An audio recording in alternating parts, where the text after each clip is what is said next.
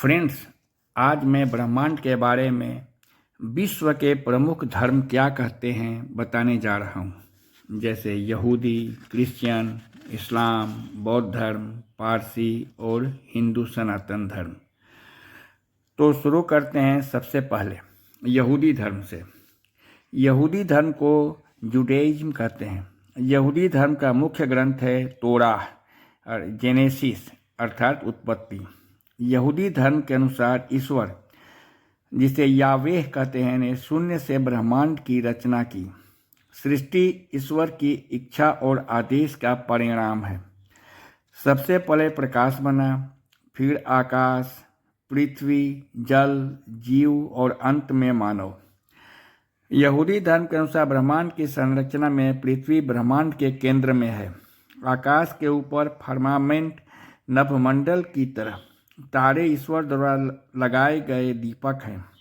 यहूदी धर्म के अनुसार समय रेखीय है, अर्थात एक शुरुआत और एक दिन अंत है। मुख्य विचार है कि ब्रह्मांड ईश्वर के आदेश से चलता है। विज्ञान से तुलना करते हैं तो केवल एक बात समान लगता है कि बिग बैंग के अनुसार शुरुआत। सेकेंड धर्म क्रिश्चियन धर्म का मुख्य ग्रंथ बाइबल, ओल्ड और न्यू टेस्टामेंट है, जिसके अनुसार ईश्वर सर्वशक्तिमान है। वही ब्रह्मांड के निर्माता हैं। अंत में जजमेंट डे आएगा, जिसमें प्रत्येक व्यक्ति को पृथ्वी पर किए गए कार्यों के आधार पर न्याय मिलेगा। स्वर्ग या नरक का मुख्य विचार है कि ब्रह्मांड ईश्वर की योजना है, मानव केंद्र में है, पृथ्वी को स्थिर माना गया है। सूर्य और तारे प्रकाश देने के लिए हैं। पुराना ब्रह्मांड समाप्त होगा और नया स्वर्ग तथा पृथ्वी की रचना होगी। तीसरा, इस्लाम धर्म का मुख्य ग्रंथ है कुरान, जिसके अनुसार अल्लाह ने ब्रह्मांड की रचना की। आकाश और पृथ्वी पहले जुड़े थे, फिर अलग हुए। बिग बैंग जैसा संकेत। ब्रह्मांड निरंतर फैल रहा है। समय रेखीय है, अर्थात सब कुछ एक निश्चित समय पर समाप्त हो जाएगा।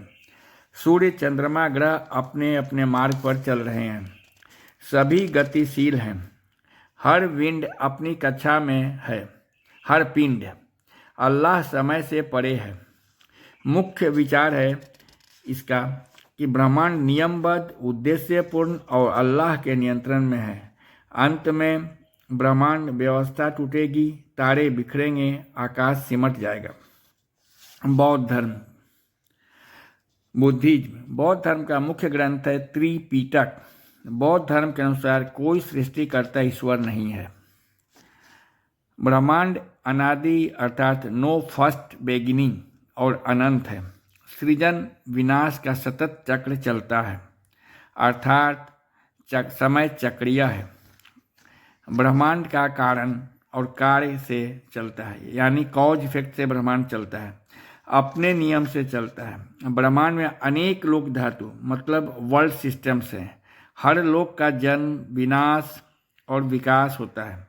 बौद्ध धर्म की दृष्टि में ब्रह्मांड एक प्राकृतिक प्रक्रिया है, जिसमें कोई दिव्य हस्तक्षेप नहीं है। विज्ञान से तुलना करते हैं तो मल्टीवर्स, इटर्नल यूनिवर्स कंसेप्ट और नेचुरल लॉज समान है।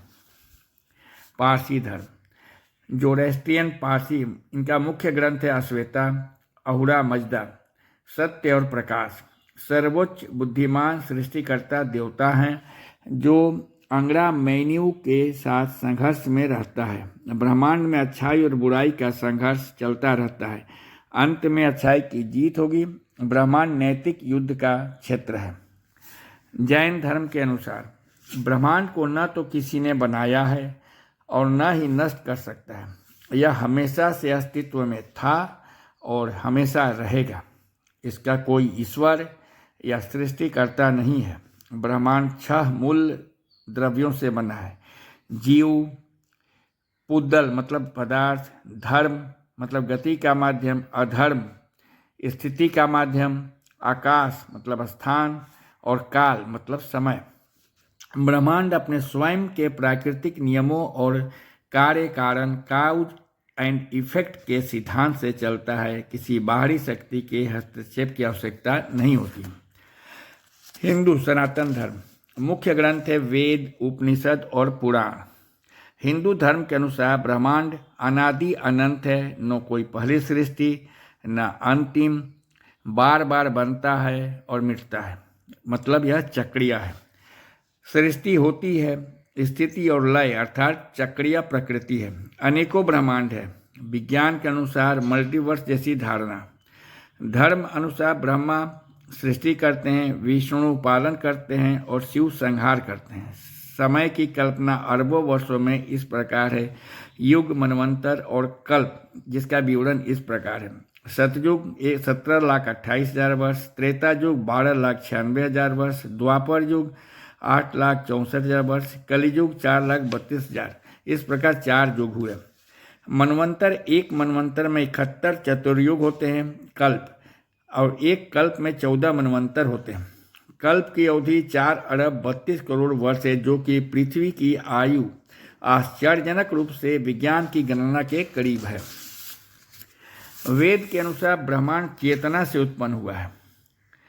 एक ब्रह्मा का एक दिन 4.32 अरब वर्ष आधुनिक ब्रह्मांड आयु के आसपास है।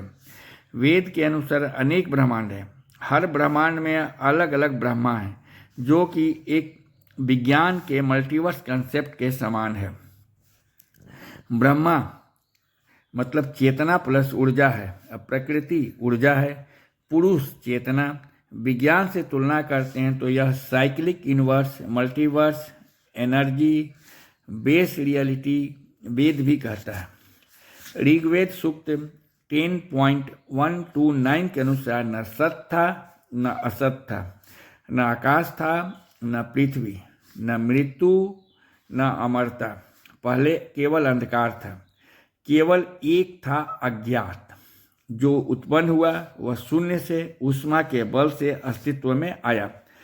शायद ईश्वर भी नहीं जानते, शायद इसने स्वयं को बनाया, शायद नहीं। जगत के परम ब्रह्म सर्वव्यापी और सर्वज्ञ वे ही जानते हैं। यदि नहीं तो कोई नहीं जानता। यह दर्शन आधुनिक वैज्ञानिक संदेह जैसा है।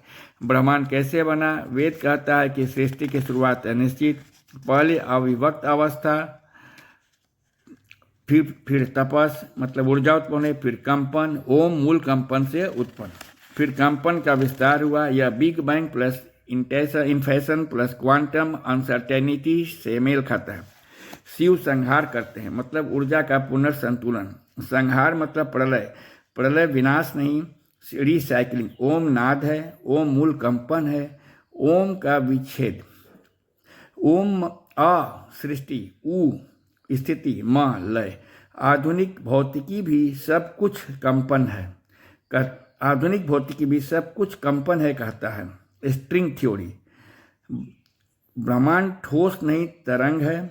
ओम प्रतीकात्मक यूनिवर्स